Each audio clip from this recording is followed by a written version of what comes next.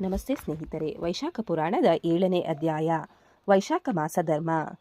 ಸ್ಮರಾಮಿ ಸತತಂ ದೇವಂ ಮಧುಕೈಟಭರಣಿಂ ವಿಷ್ಣುಜಿಷ್ಣುಂ ಮಹಾತೇಜಂ ಪರಂ ಮಧುಸೂದನಂ.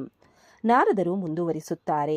ಅಂಬರೀಷ ಮಹಾರಾಜನೇ, ಮುಂದೆ ಶ್ರುತಕೀರ್ತಿಯು ಶ್ರುತದೇವ ಮುನಿಗೆ ನಮಸ್ಕರಿಸಿ ಹೇಮಾಂಗರಾಜನಿಗೆ ಪುಣ್ಯಗಳು ದೊರಕಿ ಸ್ವರ್ಗವನ್ನನುಭವಿಸಿ ನಂತರ ಕಾಕುತ್ಸ್ಥಾನಾಗಿ ವಿಷ್ಣುಲೋಕ ಪಡೆದನು. ಆದ್ದರಿಂದ ನಾನು ಈ ವೈಶಾಖ ಮಾಸದ ಬಗ್ಗೆ ಅರಿತೆನು.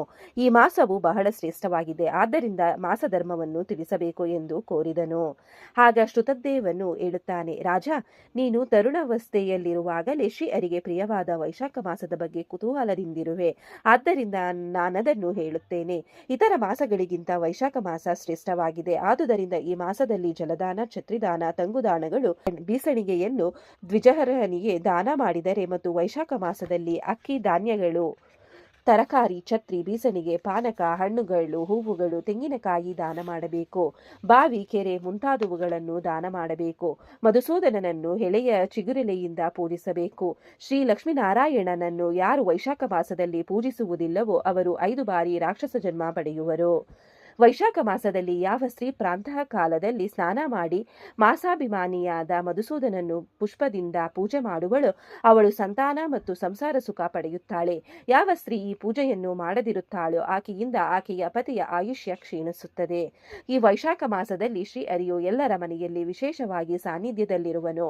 ಆದ್ದರಿಂದ ಈ ಮಾಸ ಪೂಜೆಯನ್ನು ಮಾಡದವನು, ಅಂದರೆ ಈ ವೈಶಾಖ ಮಾಸದಲ್ಲಿ ಶ್ರೀ ಲಕ್ಷ್ಮೀನಾರಾಯಣರನ್ನು ತಿರಸ್ಕರಿಸಿದವನು ನರಕವನ್ನು ಪಡೆದು 5 ಬಾರಿ ರಾಕ್ಷಸ ಜನ್ಮ ಹೊಂದುತ್ತಾನೆ. ವೈಶಾಖ ಮಾಸದಲ್ಲಿ ಅನ್ನ ಹಾಗೂ ನೀರನ್ನು ದಾನ ಮಾಡಲೇಬೇಕು. ಇಲ್ಲದಿದ್ದರೆ ನೀರು ನೀಡದವ ಜಂತುವಾಗಿಯೂ ಅನ್ನದಾನ ಮಾಡದವ ಪಿಶಾಚಿಯೂ ಆಗಿ ಜನಿಸುತ್ತಾರೆ. ಶ್ರುತದೇವನು ಹೇಳುತ್ತಾನೆ, ಈ ರೀತಿಯಾದ ಒಂದು ಘಟನೆಯನ್ನು ನಾನು ಕಂಡಿದ್ದೇನೆ. ರೇವಾ ನದಿಯ ದಡದ ಮೇಲೆ ಒಂದು ಪಿಶಾಚಿಯು ವಾಸವಾಗಿತ್ತು. ಅದು ತನ್ನ ಮಾಂಸವನ್ನು ತಾನೇ ತಿನ್ನುತ್ತಿತ್ತು. ಆ ಪಿಶಾಚಿಯು ತನ್ನ ತಂದೆ ಎಂದು ನನಗೆ ತಿಳಿಯಿತು. ಹಸಿವು ಬಾಯಾರಿಕೆಯಿಂದ ಅದು ಬಹಳವಾಗಿ ಬಳಲಿತ್ತು. ಅದರ ಬಾಯಾರಿಕೆ ಹಸಿವು ಹೆಚ್ಚತೊಡಗಿತ್ತು. ಅದರ ಗಂಟಲಿನ ಸೀಳು ಬಹಳ ಚಿಕ್ಕದಾಗಿದ್ದರಿಂದ ತಿಂದ ಅದರ ಮಾಂಸ ಹೊಟ್ಟೆಗೆ ಸೇರುತ್ತಿರಲಿಲ್ಲ. ಅದಕ್ಕೆ ನೀರಿರುವ ಜಲಾಶಯ, ಬಾವಿಯನ್ನು ಕಂಡರೆ ಓಡುತ್ತಿತ್ತು. ನಾನು ಗಂಗಾ ಯಾತ್ರೆ ಮುಗಿಸಿ ರೇವಾ ನದಿಯ ದಂಡೆಗೆ ಬಂದೆನು. ಅಲ್ಲಿ ಪಿಶಾಚಿಯು ನನ್ನನ್ನು ಕೊಲ್ಲಲು ಬಂದಿತ್ತು. ಆಗ ನನ್ನ ಬ್ರಹ್ಮ ತೇಜಸ್ಸಿನ ಕಾರಣವಾಗಿ ಅದರ ಪ್ರಯತ್ನ ನಿಷ್ಫಲವಾಯಿತು. ನಂತರ ನಾನು ಆ ಪಿಶಾಚಿಯನ್ನು, ನೀನಾರು, ಏತಕ್ಕೆ ನೀನಾಗಿ ಜನ್ಮ ಲಭಿಸಿದೆ ಎಂದು ಕೇಳಿದೆನು. ಆಗ ಆ ಪಿಶಾಚಿಯು, ಅನರ್ಥವೆಂಬ ದೇಶದಲ್ಲಿ ಭೂವರ ಎಂಬುದೊಂದು ಪಟ್ಟಣವಿತ್ತು. ಸಂಸ್ಕೃತಿಯ ಗೋತ್ರದಲ್ಲಿ ಹುಟ್ಟಿದವನು ನಾನು. ನನ್ನ ಹೆಸರು ಮೈತ್ರನೆಂದು. ನಾನು ಆಗ ತಪಸ್ಸು, ವಿದ್ಯಾಭ್ಯಾಸ, ಯಜ್ಞಗಳಲ್ಲಿ ನಿರತನಾಗಿರುತ್ತಿದ್ದೆ. ನಾನು ಎಲ್ಲಾ ವಿದ್ಯಾಪಾರಂಗತನಾಗಿ ನನ್ನ ಶಿಷ್ಯರಿಗೂ ಬೋಧಿಸಿದೆ. ಆದರೆ ದುರಾಸೆಯಿಂದ ವೈಶಾಖ ಮಾಸದಲ್ಲಿ ಜಲದಾನ ಮತ್ತು ಅನ್ನದಾನ ಮಾಡಿರಲಿಲ್ಲ. ನಂತರ ಆ ಪಿಶಾಚಿಯು ನನಗೆ ಹೇಳಿತು, ಮಹಾತ್ಮ ಶ್ರುತದೇವನೆಂಬ ನನ್ನ ಮಗನು ಇನ್ನೂ ಜೀವಿಸುತ್ತಿದ್ದಾನೆ. ಆತನಿಗೆ ವೈಶಾಖ ಮಾಸದ ಆಚರಣೆ ಮಾಡದೆ ನಿನ್ನ ತಂದೆ ಪಿಶಾಚಿಯಾಗಿದ್ದಾನೆಂದು ತಿಳಿಸು ಎಂದಿತು. ಆಗ ನನಗೆ ದುಃಖ ತಡೆಯಲಾರದೆ ನನ್ನ ತಂದೆಯ ಪಾದಕ್ಕೆ ಬಿದ್ದೆನು. ನಂತರ ನಾನು ಇದರ ಪರಿಹಾರ ಕೇಳಿದೆ. ಆಗ ಅದು ವೈಶಾಖ ಮಾಸದಲ್ಲಿ ಪ್ರಾಂತ ಸ್ನಾನ ಮಾಡಿ ಮಾಸಾಭಿಮಾನಿಯಾದ ಮಧುಸೂದನನ್ನು ಪೂಜಿಸಿ ನನ್ನ ಹೆಸರಿನಲ್ಲಿ ತರ್ಪಣ ನೀಡು ಎಂದಿತು. ಆಗ ನಿನ್ನ ತಂದೆಯಾದ ನನಗೆ ವಿಷ್ಣುಲೋಕ ದೊರೆಯುತ್ತದೆ ಎಂದು ಹೇಳಿತು. ಅದರಂತೆ ನಾನು ಪ್ರಾಂತ ಸ್ನಾನ ಮುಗಿಸಿ ಮಧುಸೂದನನನ್ನು ಪೂಜಿಸಿ ನನ್ನ ತಂದೆಯ ಹೆಸರಿನಲ್ಲಿ ತರ್ಪಣ ಬಿಟ್ಟು ಒಬ್ಬ ಯೋಗ್ಯ ಬ್ರಾಹ್ಮಣನಿಗೆ ಭೋಜನ ಮಾಡಿಸಿದೆ. ಇದರಿಂದ ನನ್ನ ತಂದೆ ವಿಮಾನದ ಮೇಲೆ ಕುಳಿತು ನನಗೆ ಆಶೀರ್ವದಿಸಿ ವಿಷ್ಣು ಲೋಕಕ್ಕೆ ತೆರಳಿದರು. ಅದರಿಂದ ರಾಜ ಶ್ರುತಕೀರ್ತಿಗೆ ಅನ್ನದಾನ, ಜಲದಾನ ಬಹಳ ಮುಖ್ಯವಾದದ್ದು. ನಿನ್ನಲ್ಲಿ ಏನಾದರೂ ಸಂದೇಹವಿದ್ದರೆ ಬಗೆಹರಿಸುತ್ತೇನೆ ಎಂದು ಶ್ರುತದೇವನು ಹೇಳಿದನು. ಇಲ್ಲಿಗೆ ಸ್ಕಂದ ಪುರಾಣದಲ್ಲಿನ ವೈಶಾಖ ಮಾಸ ಮಹಾತ್ಮೆಯ 7ನೇ ಅಧ್ಯಾಯ ಮುಗಿಯಿತು. 8ನೇ ಅಧ್ಯಾಯ. ಕರ್ಮಫಲ. ರುದ್ರನ ಸ್ಮರಣೆ. ವಂದೇ ತ್ವಂ ಸುರಸೇವ್ಯಗ್ರಿಂ ಪರತ್ಪರ ಮಜಂ ಹರಿಂ ಯಸ್ಯೆ ಸ್ಮರಣ ಮಾತ್ರೇಣ ಸಿದ್ಧ್ಯಂತಿ ಚ ಮನೋರಥಃ. ನಾರದರು ಮುಂದುವರಿಸುತ್ತಾರೆ. ಪಿಶಾಚಿಯ ವೃತ್ತಾಂತವನ್ನು ಕೇಳಿದ ಶ್ರುತಕೀರ್ತಿ ರಾಜನು ತನ್ನ ಸಂದೇಹ ಬಗೆಹರಿಸುವಂತೆ ಕೇಳಿಕೊಂಡನು. ಆಗ ಶ್ರುತದೇವನಿಗೆ ಶ್ರುತಕೀರ್ತಿಯು ತನ್ನ ಸಂದೇಹವನ್ನು ವಿವರಿಸಿದನು. ಹೇಮಾಂಗ ರಾಜನಿಗೆ ಒದಗಿದ ಜನ್ಮಗಳೆಲ್ಲ ಸರಿ ಎಂದು ನೀವು ತಿಳಿಸಿದಿರಿ. ಆದರೆ ಅವನು ಯಾರಿಗೂ ದ್ರೋಹವುಂಟು ಮಾಡಲಿಲ್ಲ, ಯಾವುದೇ ಯೋಗ್ಯ ಬ್ರಾಹ್ಮಣನಿಗೆ ತೊಂದರೆ ಕೊಡಲಿಲ್ಲ. ಆದರೆ ಹದ್ದಿನ ಮತ್ತು ನಾಯಿಯ ಜನ್ಮ ಬರಲು ಕಾರಣವೇನು ಎಂದು ಕೇಳಿದನು. ಶ್ರುತದೇವನು ಹೇಳಿದನು, ಹಿಂದೆ ಇದೇ ಪ್ರಶ್ನೆಗೆ ಉತ್ತರವನ್ನು ರುದ್ರದೇವರು ಪಾರ್ವತಿಗೆ ಹೇಳಿದ್ದರು. ಶ್ರೀ ಲಕ್ಷ್ಮೀನಾರಾಯಣನು ಎಲ್ಲಾ ಲೋಕಸೃಷ್ಟಿಯ ನಂತರ ಇಹಪರವೆಂಬ ಲೋಕ ಸೃಷ್ಟಿಸಿದನು. ಆ ಕಾರಣದಿಂದ ಇಹಲೋಕದಲ್ಲಿ ಜಲಸೇವೆ, ಅನ್ನಸೇವೆ, ಔಷಧ ಸೇವೆ ಎಂದು 3 ಭಾಗವಾಗಿದೆ. ಇಹವೆಂದರೆ ಈ ಲೋಕಕ್ಕೆ ಸಂಬಂಧಿಸಿದ್ದು, ಪರಲೋಕಕ್ಕೆ ಸಾಧು ಸೇವೆ, ಹರಿಸೇವೆ ಮತ್ತು ಧರ್ಮದ ಸೇವೆ ಎಂಬ 3 ರೀತಿಗಳಿವೆ. ಇಹಲೋಕದಲ್ಲಿ ಕಾರಣವನ್ನು ಸಾಧನೆ ಮಾಡಿದರೆ ದ್ರವ್ಯ ಪ್ರಾಪ್ತಿಯಾಗುತ್ತದೆ. ಅಷ್ಟೇ ಅಲ್ಲದೆ ಸಜ್ಜನರ ಮನೋರಥವು ಸಿದ್ಧಿಸುತ್ತದೆ. ಆದರೆ ಕೆಲವೊಮ್ಮೆ ಅಪ್ರಿಯವಾದುದನ್ನು ಹೇಳಿದರೆ ದುಃಖಕ್ಕೆ ಕಾರಣವಾಗುತ್ತದೆ. ಈ ಸಂದರ್ಭದಲ್ಲಿ ಹಿಂದೆ ನಡೆದ ಪ್ರಸಂಗವೊಂದು ಹೀಗಿದೆ. ಯಜ್ಞ ದೀಕ್ಷೆಯನ್ನು ತೊಟ್ಟ ಪ್ರಜಾಪತಿಯು ತನ್ನಳಿಯನಾದ ಮಹಾದೇವನ ಬಳಿಗೆ ಬಂದನು. ಯಜ್ಞಕ್ಕಾಗಿ ಆಹ್ವಾನಿಸಲು ಬಂದ ಮಾವನನ್ನು ಮಹಾದೇವನು ಸ್ವಾಗತಿಸಲಿಲ್ಲ.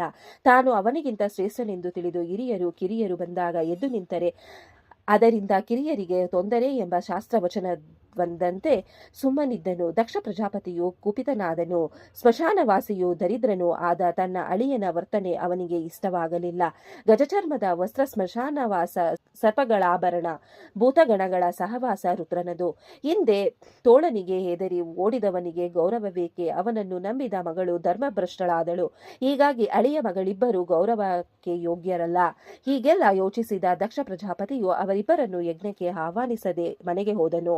ದಕ್ಷನು ಯಜ್ಞವನ್ನು ಆರಂಭಿಸಿದನು. ಸಕಲ ದೇವತೆಗಳು, ಋಷಿಮುನಿಗಳು, ಸಿದ್ಧರು ಅಲ್ಲಿಗೆ ಆಗಮಿಸಿದ್ದರು. ಆದರೆ ರುದ್ರರು ಮಾತ್ರ ಇರಲಿಲ್ಲ.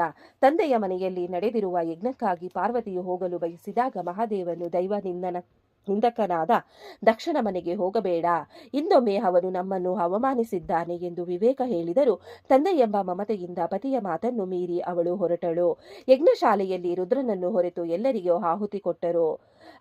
ಆಗ ಪಾರ್ವತಿಯು ಇದು ಸರಿಯಲ್ಲ, ರುದ್ರನು ಲಯಕರ್ತ ಹಾಗೂ ಜಗತ್ತಿನ ಪೋಷಕನಾದ್ದರಿಂದ ಆಹುತಿಗೆ ಸರ್ವಯೋಗ್ಯನೆನ್ನಲು ಪೋಷನೆಂಬ ಆದಿತ್ಯನು ಗಹಗಹಿಸಿ ನಕ್ಕನು.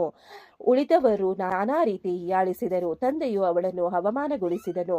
ಇದನ್ನಾಲಿಸಿ ಕುಪಿತಳಾದ ಪಾರ್ವತಿ ಪತಿ ನಿಂದನೆಯನ್ನು ತಾಳದೆ ಅಗ್ನಿಪ್ರವೇಶಗೈದಳು. ಭೂದರ್ಪಣವು ರುದ್ರದೇವನಿಗೆ ಈ ವಿಷಯ ತಿಳಿಸಿದರು. ಮಹಾದೇವನು ಕೋಪವಿಷ್ಟನಾಗಿ ಜಟೆಯನ್ನು ನೆಲಕ್ಕೆ ಅಪ್ಪಳಿಸಿದನು. ಆಗ ಮಹಾಕಾಯನಾದ ವೀರಭದ್ರನು ಅವತರಿಸಿದನು. ಅವನು ರುದ್ರನಿಗೆ ನಮಸ್ಕರಿಸಿ ಎನ್ನಪ್ಪಣೆ ಎನ್ನಲು ತನ್ನನ್ನು ಪಾರ್ವತಿಯನ್ನು ನಿಂದಿಸಿದ ದಕ್ಷನನ್ನು ಕೊಲ್ಲುವಂತೆ ರುದ್ರನ ಅಪ್ಪಣೆಯಾಯಿತು. ವೀರಭದ್ರನು ಯಾಗಶಾಲೆಗೆ ಹೋಗಿ ಪೋಷನ ಹಲ್ಲನ್ನು ಮುರಿದು ಭೃಗ ಋಷಿಗಳ ಗಡ್ಡ ಮೀಸೆಗಳನ್ನು ಕಿತ್ತು ದಕ್ಷನ ತಲೆಯನ್ನು ಕತ್ತರಿಸಿದನು. ಆದರೆ ಕತ್ತರಿಸಿದಂತೆಲ್ಲ ಭೃಗ ಋಷಿಗಳು ತಮ್ಮ ಮಂತ್ರಬಲದಿಂದ ಅವನನ್ನು ರಕ್ಷಿಸುತ್ತಿದ್ದರು. ಇದನ್ನು ತಿಳಿದ ರುದ್ರನು ತಾನೇ ದಕ್ಷನ ತಲೆ ತರಿದನು. ಬ್ರಹ್ಮನು ರುದ್ರನ ಕೋಪವನ್ನು ಶಮನಗೊಳಿಸಿದ ದಕ್ಷನಿಗೆ ಆಡಿನ ತಲೆಯನ್ನು ದಯಾಪಾಲಿಸಿದನು. ಪೋಷನಿಗೆ ಹಲ್ಲು ದೊರೆಯಲಿಲ್ಲ. ಮತ್ತೆ ಯಾಗವೂ ಆರಂಭವಾಯಿತು. ಯಜ್ಞ ಮುಗಿದ ಮೇಲೆ ದೇವತೆಗಳು ತಮ್ಮ ಲೋಕಗಳಿಗೆ ಹಿಂದಿರುಗಿದರು. ಪಾರ್ವತಿಯು ದೇಹತ್ಯಾಗ ಮಾಡಿ ಪರ್ವತರಾಜನ ಮಗಳಾಗಿ ಅವತರಿಸಿದಳು. ಆಗ ತಾರಕಾಸುರನು ಬ್ರಹ್ಮದೇವನನ್ನು ಕುರಿತು ಘೋರ ತಪಸ್ಸನ್ನ ಆಚರಿಸಿದನು. ಪ್ರಸನ್ನನಾದ ಬ್ರಹ್ಮನಿಗೆ ತನಗೆ ದೇವತೆಗಳಿಂದ ದೈತ್ಯ ಮಾನವ, ಸರ್ಪಗಳಿಂದ ಮರಣ ಬೇಡ ಎಂಬ ವರ ಬೇಡಿದನು. ಬ್ರಹ್ಮನು ಹಾಗೆಯೇ ಆಗಲೆಂದು ಹೇಳಿ ಶಿವನ ಮಗನಿಂದ ಹೊರತಾಗಿ ಯಾರಿಂದಲೂ ನಿನ್ನನ್ನು ಕೊಲ್ಲಲಾಗದಿರಲಿ ಎಂದು ವರ ನೀಡಿದನು. ಶಿವನಿಗೆ ಹೆಂಡತಿ ಮಕ್ಕಳಿರಲಿಲ್ಲವಾದ್ದರಿಂದ ತಾರಕನು ಒಪ್ಪಿದನು. ತಾರಕಾಸುರನಿಂದ ಪೀಡಿತರಾದ ದೇವತೆಗಳು ಬ್ರಹ್ಮನ ಮೊರೆ ಹೊಕ್ಕರು. ಬ್ರಹ್ಮದೇವನು ತಾನು ವರ ಕೊಡುವಾಗ ರುದ್ರಪುತ್ರನ ಹೊರತಾಗಿ ನೀನು ಅವಧ್ಯ ಎಂದಿದ್ದಾನೆ. ಈಗ ರುದ್ರ ಪತ್ನಿ ಸತಿಯು ಹಿಮವಂತನ ಮಗಳು ಪಾರ್ವತಿಯಾಗಿ ಜನ್ಮ ತಾಳಿದ್ದಾಳೆ. ನೀವೆಲ್ಲರೂ ಶಿವನ್ನು ವಿವಾಹವಾಗಲು ಉಪಾಯ ಮಾಡಬೇಕೆಂದನು. ಬೃಹಸ್ಪತಿಯ ಸಲಹೆಯಂತೆ ಇಂದ್ರನು, ನಾರದರು ಮತ್ತು ಕಾಮದೇವನನ್ನು ಕರೆಸಿದರು. ನಾರದರಿಗೆ ಹಿಮಾಲಯನಿಗೆ ಮಗಳನ್ನು ಶಿವನಿಗೆ ವಿವಾಹ ಮಾಡಿಕೊಡೆಂದು ಹೇಳಬೇಕೆಂದು ಮನ್ಮಥನಿಗೆ ಶಿವನ ತಪೋಭಂಗ ಮಾಡಿ ಪಾರ್ವತಿಯನ್ನು ಮೋಹಿಸುವ ಉಪಾಯ ಹೂಡಬೇಕೆಂದು ಆದೇಶಿಸಿದನು. ಕಾಮದೇವನು ಕೂಡಲೇ ವಸಂತ ಋತು ರಾಜನ ಜೊತೆ ಹಿಮಗಿರಿಯನ್ನು ತಲುಪಿ ಅಲ್ಲಿ ಸುಂದರವಾದ ವಾತಾವರಣ ಸೃಜಿಸಿದನು. ತಪಸ್ಸನ್ನಾಚರಿಸುತ್ತಿದ್ದ ರುದ್ರನಿಗೆ ಪಾರ್ವತಿಯಲ್ಲಿ ಮೋಹ ಉಂಟಾಗುವಂತೆ ಕಾಮನು ಪುಷ್ಪಬಾಣ ಪ್ರಯೋಗಿಸಿದನು. ಇದನ್ನು ತಿಳಿದ ರುದ್ರದೇವರು ವಿಚಲಿತರಾಗಿ ತೊಡೆಯ ಮೇಲೆ ಕುಳಿತಿದ್ದ ಪಾರ್ವತಿಯನ್ನು ದೂರ ಸರಿಸಿ ತಮ್ಮ 3ನೇ ಕಣ್ಣನ್ನು ತೆರೆದರು. ಅವರ ನೇತ್ರಾಗ್ನಿ ಜ್ವಾಲೆಯಿಂದ ಕಾಮದೇವನು ಬಿಲ್ಲು ಬಾಣ ಸಹಿತ ಭಸ್ಮವಾದನು. ದೇವತೆಗಳು ಹಾಗೂ ಕಾಮಪತ್ನಿ ರತಿ ವಸಂತರು ಪಲಾಯನ ಮಾಡಿದರು. ಪಾರ್ವತಿಯು ಹೆದರಿದಳು. ಮಹಾದೇವರು ಅಂತರ್ಧನಾದರು. ಮನ್ಮಥನು ತನ್ನ ತಪ್ಪಿನಿಂದ ನಾನಾ ಜನ್ಮ ತಾಳಿದನು. ಮಹಾದೇವರನ್ನು ಪೂಜಿಸಿ ಗೌರವಿಸಬೇಕು, ಇಲ್ಲದಿದ್ದರೆ ಇದರಿಂದ ಅನರ್ಥವಾಗುತ್ತದೆ ಎಂದು ಶ್ರುತದೇವನು ತಿಳಿಸಿದನೆಂಬಲ್ಲಿಗೆ ಸ್ಕಂದ ಪುರಾಣದಲ್ಲಿನ ವೈಶಾಖ ಮಹಾತ್ಮೆಯ 8ನೇ ಅಧ್ಯಾಯ ಮುಗಿಯಿತು. ಆಯಿತು. ಈ ಅಧ್ಯಾಯವನ್ನು ಕೇಳಿದವರಿಗೂ ಓದಿದವರಿಗೂ ಶ್ರವಣ ಮಾಡಿದವರಿಗೂ ಆ ಭಗವಂತ ಒಳ್ಳೆಯದನ್ನು ಮಾಡಲಿ. ಓಂ ನಮೋ ಭಗವತೆ ವಾಸುದೇವಾಯ ನಮಃ. ಧನ್ಯವಾದಗಳು ಸ್ನೇಹಿತರೆ.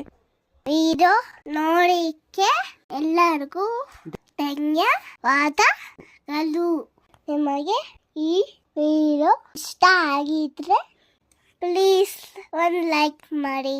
ನೆಕ್ಸ್ಟ್ ಇನ್ನು ಜಾಸ್ತಿ ವಿಡಿಯೋ ಹಾಕ್ತೀವಿ. ಹಾಗೆ ನಿಮ್ಮ ಫ್ರೆಂಡ್ಸ್ಗೆ ಶೇರ್ ಮಾಡಿ ಮತ್ತೆ ಸಬ್ಸ್ಕ್ರೈಬ್ ಮಾಡಿ. Thank you very much.